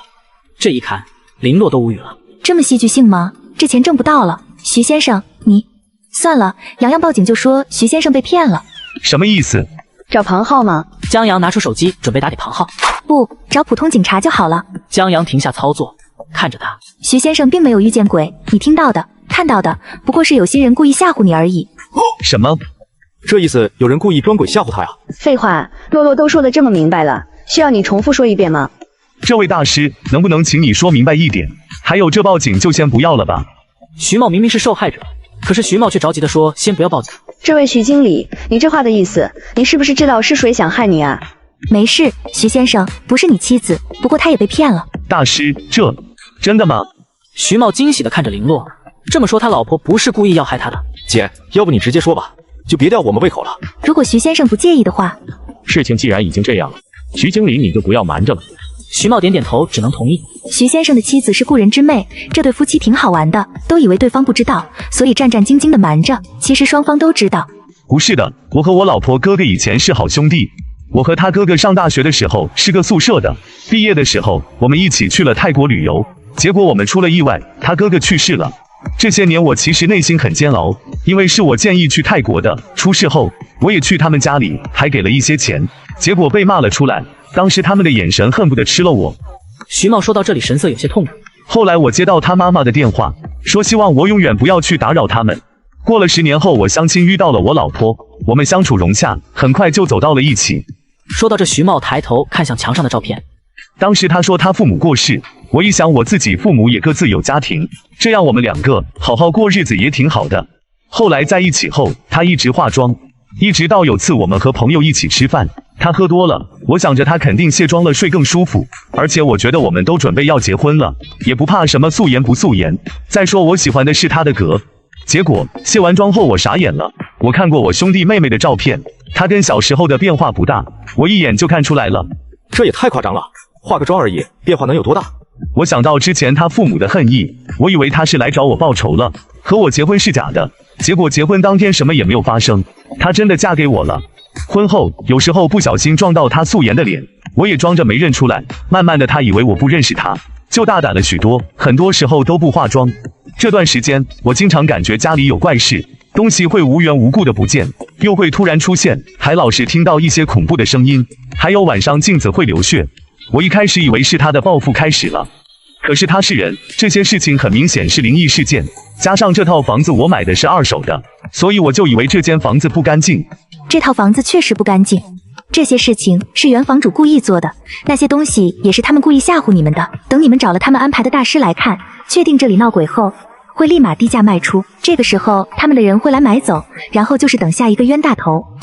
杨洋，你打电话报警，徐茂你老婆一会要带骗子大师回来，刚好抓个现行。真的，谢谢大师。虽然没有鬼，但是你也帮了大忙，这是我一点小小心意。不了，我们本来就是抓鬼的，没有鬼，红包就算了。江城看着王恒星不顺眼，介绍的什么人都没有鬼，白忙活一场。你怎么还不走？已经没你的事情了。我没事，今天就陪你们了。什么没事？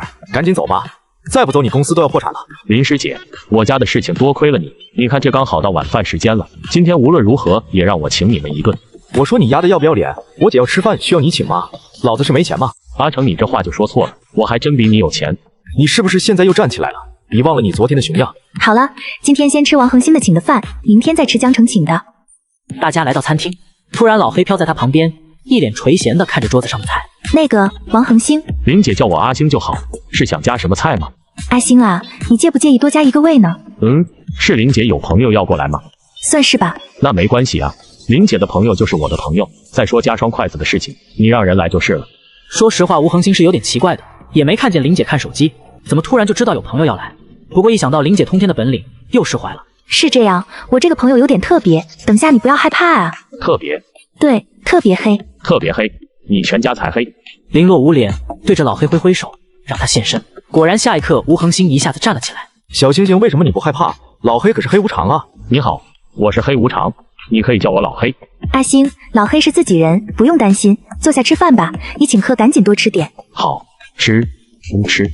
王恒星对着他笑笑。哥们，你们都是狠人，看见黑无常还那么淡定。黑无常算什么？要是知道我姐的身份，你不得跪下磕一个？王恒星只觉得林洛真的很厉害，连黑无常都能这么说。再说我又没害人，怕什么鬼差？哥这演电视剧呢，说出去有人信吗？我和黑无常一起吃过饭。黑无常去勾个魂，竟然勾错魂，让地府翻天覆地。要是我在地府有辆这样超地府的鬼妹妹，那不都是我老黑的？有钱能使鬼推磨，更何况人呐？那你以后就好好跟着老黑学吧。我会的，师傅以后请多多指教。当事人黑无常大人一脸感激，转头，王妃，我能拒绝吗？不能，这是命定的师徒啊，拒绝是没有用的。你还想拒绝？我都没有嫌弃你，你敢嫌弃我？啥意思？这个二愣子还看不上他？为什么不能拒绝？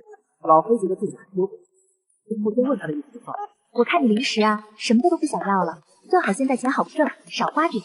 这是赤裸裸的威胁。算了，收徒就收吧，是他师傅，以后会有更多的。想通这一点，他立马就。既然是王妃安排的，那我就只能听命了。乖徒儿以后可要好好孝敬为师啊。师傅，你不要笑得这么猥琐好吧？这怎么是猥琐呢？明明是很慈爱的笑容，好吗？你怕是对慈爱有什么误解？江澄一脸的惊讶，江阳真的拜黑无常为师傅，这怎么能冒？我呢，我也想拜师。江澄一脸委屈的看着老黑说道：“一只羊是赶，两只羊也是赶。老黑，这可是真富二代，独子。”可以，那你就是二徒弟了。老黑这会曾开始各种畅想未来的幸福。有钱的徒弟确实很痛，有机会可以多收几个。嘿嘿，想想就美得很。既然如此，那是不是也要给徒弟求些好处？王妃，我收了2个徒弟，所以给我2个阴府符。阴府符是什么？王妃，那是人间带你进入地府的钥匙。老黑无奈的科普道：“王妃连这么闲怎么？真的假的？我们活人可以去地府的吗？这要牛逼啊！真是不敢。我也不敢相信。老黑，你知道你在说什么吗？”老黑像是怕大家不相信，还真变出2个，让地府让硬气，然后就将杨江城一人丢了一块。师傅，有这个牌就可以去地府了。是的，不过你们毕竟是凡人之躯，就算去了地府也会有限制，只能最待2个小时，时间太久了，对你们的魂体有损。师傅，我们现在能去地府吗？对呀，我们什么时候可以去？要带什么吗？师傅，是灵魂出窍去地府，还是直接身体去啊？只是你们总不能在大街上离魂吧？等下警察发现坐着2个跟死尸一样的人，不得上社会新闻。如果真的想实验下，还是去武馆，让干爹看着一点比较好。你们俩拜老黑为师的事情，是不是要跟干爹说一下？师姐，我又拜个师傅，会不会被师傅打死？我也不知道，最主要的是咱们这个师傅是个黑鬼。什么意思？为师很拿不出手吗？他是黑无常好吧？是很厉害的好吗？而且很帅的好吗？早说晚说都要说，而且你们离魂的话，最好要有人守着你们的身体，避免出现其他的意外。洛洛，感觉我会被我爹打死。2位师姐，小弟我就靠你们了，等下不等见死不救啊！老黑也在思考，等下要是江山动手，他要不要阻止？毕竟现在也是他的徒弟了，而且还是有钱的徒弟。大闺女吃饭了没有？回来也不打个电话先说一下，干爹给你做好吃的。干爹，对不起，我们今天和客户在外面吃过了，下次肯定在家吃。那个师傅，那个我。爹，我和江城拜黑无常为师了。江山猛地站起来，一把拉住老黑的黑手。真的呀？哎，老黑呀，你这就不够意思了吧？你要收徒弟，也应该收我呀。什么情况？这是什么发展？江山居然也想学玄学抓鬼？众人看向懵逼的黑无常。师姐，我也想当黑无常徒弟。这是什么好事不成？你们干嘛这样？抓阿飘真的没那么也好玩。闺女，我们不是为了好玩。师姐，我们是为了惩奸除恶。老黑，把拍阳收了。好的，王妃。干爹呀，不是我不同意你学，而是这事的讲究个缘法，你没有这方面的缘分，就老老实实开你的武馆呗。不行，我也想去抓鬼。这还不简单？我下次抓鬼就带你去，让你看现场怎么样？真的呀？真的，肯定是真的。我什么时候骗过你啊？行吧，下次我就去见识见识。老公，没提前和你说，不过他们3个现在是老黑的徒弟，都有副牌。干爹说他就是来看看我生活的地方，不会经常来的。林若见风眼不是很高兴的样子。来者是客，你以后有空可以常来，只是不能逗留太长时间，对你的身体不好。那就打扰了呀。不过我也就是好奇，和孩子们来凑凑热闹，不会经常来的。林若见大家都跪在地上，而且刚才乐言好像在发火，这一看就看见了一个不该出现在这里的人。林和，你怎么在这里？我不是林和，我是天族的青鸾圣女，是鄂王元定的妻子。是吗？那为什么现在封王妃是我？那是因为你是个小偷，是你抢走了我的位置。你说我是小偷，你怎么不想想你偷了我妹妹的身体，还吞了她的灵魂？我是天族圣女，能看上她的身体，那是她的荣幸。这2巴掌也是本王妃赐予你的荣幸。林洛，你这贱人！你发什么疯？这是天族的圣女。你一个过去的老蜂王，找什么存在感？你老蜂王，没想到林洛这么不给他面子，瞪着双眼指着他。你什么？你少来耍威风，还天族圣女？天族已经灭族了，你不知道吗？这个死老头子真的是太恶心人了，估计这青湾圣女就是他放出来的。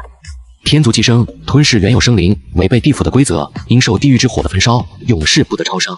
这个小崽子是在教训我们，无论如何，他不能有事。老判官没办法，只能硬着头皮去看看天族的圣女死了没。魂体受损，晕了过去，不过再不送出去，估计是活不长了。可以啊，这次就给您个面子，不过你以后是不是得给我们点面子呢？老蜂王气了，只想赶紧离开这里，不管是地府的官差。可以，只是这是最后一次，下次再擅闯地府，诛杀。让圣女飘在半空，跟在老蜂王身后。风眼看向跪在地上的牛头马面，说道：“1个时辰后，如果闲杂人等还滞留地府，那就不用走了，诛杀。”是。江山等人一愣，他们好像也是闲杂人等。这些是有府牌或者是王妃的家人，你们认清楚些。干爹别怕，我在地府是王妃呢，肯定会保护好你的。干爹不怕，我大闺女是王妃，我怕什么哈？江阳等人听到他的话，都忍不住偷偷捂嘴笑着。走吧，我们去看看洋洋给我烧的别墅。风眼一听，手一挥，众人就到了林洛的别墅门口。看着和人间差不多的别墅，众人惊呆了。黑师傅，那个绿色的房子是谁的呀？是不是脑子有病，或者被人戴绿帽子了，所以才把房子刷成绿色啊？江城一边说边打量着那个房子，没有看见自己刚拜的黑师傅此时已经握紧了拳头。你们怎么都不说话啊？你们不觉得好笑吗？每个人喜欢的东西不一样，你不喜欢，不代表什么好不好。我靠，这么绿，能是什么品味？不是心理变态，就是老婆跟别人睡了。老黑看着江城，想着要不要让他感受一下油锅或者是拔舌地狱的酷刑。江城，我觉得你还是当3徒弟吧，潘阳是2徒弟。啊？为什么？江城一脸懵逼，怎么了？怎么他突然就降级了？因为我觉得小3这个称号适合你。闺女，你在笑什么呀？能不能告诉干爹，让我也笑笑？干爹，我笑江城是个二货，那套绿色房子是老黑的，而且老黑可喜欢了，说那个是希望的颜色。啥？哎呦我去，这可是笑死了！橙子这个贱嘴就没把门的，这刚开始就得罪了师傅。是啊，没听见老黑让他当小3吗？江城都听见了，没看见他已经石化了。黑师傅，你要怎么样才能原谅我？江城可怜兮兮地看着黑无常，为什么师姐先前不告诉我？还有江阳和潘阳这2个人，估计也是猜到了，不然也不会啥都不说。我没有生气，只是我觉得你当3徒弟，小明小3挺好的，你觉得呢？黑无常漆黑的眼睛直直地看着他，无声的威胁。干爹，你看这是洋洋烧给我的，和我人间那套别墅是不是一样？真的一样。没想到人间的纸扎在地府能变成真的呀，是不是很神奇？我一开始也是不敢相信，不过也不是所有的纸扎都能变成真的，大部分烧了也用，很多都到不了这边。啊，不会吧？那没有收到的东西的鬼怎么办？不怎么办啊？就孤魂野鬼到处飘着呗。这怎么惨？人死如灯灭，结果死后依然是苦。所以我现在要建设地府啊，让那些到处瞎飘的人有地方可以安顿。洛洛那个干爹，你想说什么直接说啊，我不是你闺女吗？有什么有不好说的？其实林洛大概知道他想问什么，就是你干娘投胎了没有？她过得好不好？还有我爸妈现在怎么样了？就知道干爹你要问这个，还好我问了他们的出生年月还有名字啊。那怎么样？他们现在投胎了吗？没有投胎过得好不好？我烧的东西他们收到了吗？干爹你不要着急，我等会招判官来问问。老公，帮我找下萧炎呗。好，我让他马上来。你们待的时间不长，你们是先和老黑出去逛逛，还是等问完干爹的事情后我们一起出去？等会我们一起出去吧。洛师姐，我等会也可以一起问一下我奶奶吗？可以啊，等下你们自己问吧。见过蜂王、蜂王妃，不知换下官前来有何事吩咐？洛洛找你。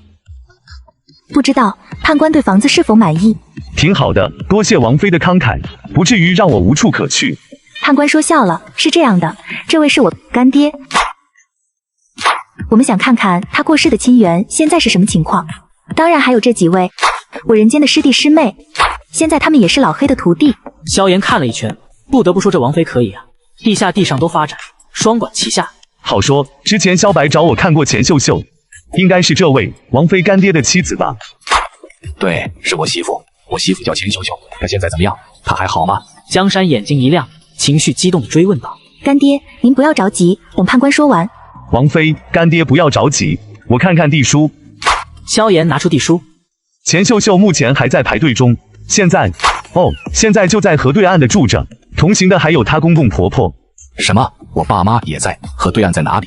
闺女快带我去。江山没想到他还能见到曾经的家人，想想就兴奋刺激。好好好，干爹，您稍等一会，还有江城和潘阳呢。对对，你们两个兔崽子快点问，不要耽误我时间。判官，麻烦你了。洛洛，我问你点事。什么事？你说。你之前说过河对岸哪里的房子都是我烧的那种小房子，对不对？对啊，怎么了？洛洛，我可以给我爷爷奶奶还有我妈妈也烧个别墅吗？当然可以啊，这是你的孝心，也是你的权利啊。那就好。不过洛洛，到时候能不能选个离你比较近的位置啊？我怕他们被别的鬼欺负。你在开玩笑吗？我干妈干爷爷奶奶，你黑无常的大徒弟，谁还敢欺负他们？说的也是哈。大闺女，我们走，去河对岸。这位判官兄弟说，把程子和杨子的先人一起招过去了。江山咧着嘴巴高兴，已经迫不及待想马上去到河对岸了。闺女，能不能休的一下，就到河对岸啊？干爹我有点着急。江山刚说完，风眼就站了起来，整个客厅瞬间空无人一鬼。江山看着一排农家小院，看着从屋子的走出来的女人，瞬间红了眼眶。秀秀，钱秀秀看着家门口的一群人，一个中年男子双眼含泪的看着他。一开始他都不敢认，实在是变化太大了。曾经的英俊小伙变成了大腹便便的老男人，好半天他才开口道：“阿山，秀秀，是我，你还是那样漂亮。”确实，钱秀秀死的时候还不到30岁，身材纤细，皮肤白皙紧致，和江山看起来完全是两代人的样子。阿山，你也死了啊？怎么这么年轻就死了？是生病吗？这些年他排队投胎，一年又一年，他也不着急，总想着能再见他一面就好了。秀秀，我没死，我大闺女是风王妃，她带我来看看你。啊，大闺女。钱秀秀有些懵。大闺女是洋洋，她成风王妃了。可是听说风王妃叫林洛啊。干妈你好，我是林洛，是干爹的干女儿。他说的是我，您的女儿洋洋在这里。对，秀秀，这大闺女是咱干女儿，这个是洋洋，你生的洋洋。钱秀秀颤抖地伸出手，想碰女儿的脸，又不敢，怕女儿不喜欢，只能看着默默的流泪。你个虎孩子，这是你妈，你哑巴了，连妈都不会喊。阿山，你打闺女干什么？难不成我不在的这些年，你就是这么对闺女的？山呐，你也来了。奶奶，奶奶，我好想您啊。江阳看着从屋里出来的爷爷奶奶，刚才还一脸平静的脸。哎呦，奶奶的乖乖，你怎么和你爸一起来了？那咱们家不是灭团了吗？老婆子，你是啥眼神？没见这爷俩是生魂吗？爷爷您还是那么帅。哎呦，爷爷的乖宝贝都长成大姑娘了，还哭鼻子，羞不羞？不羞不羞。看着大家和亲人团聚，林洛说不出的满足。能见到死去的人是多么幸福的件事，有多少人走得仓促，连一句话也没有留下，活着的人是多么的痛苦。